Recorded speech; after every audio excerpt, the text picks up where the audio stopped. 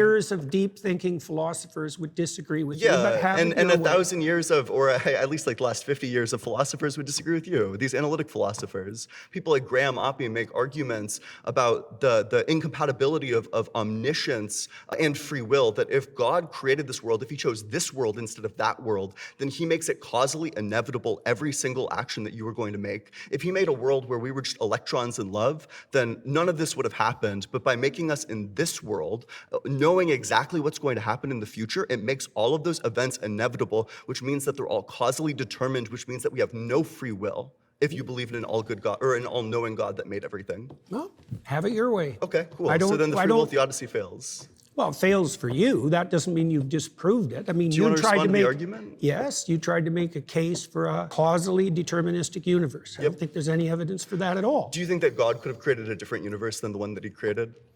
I have no idea.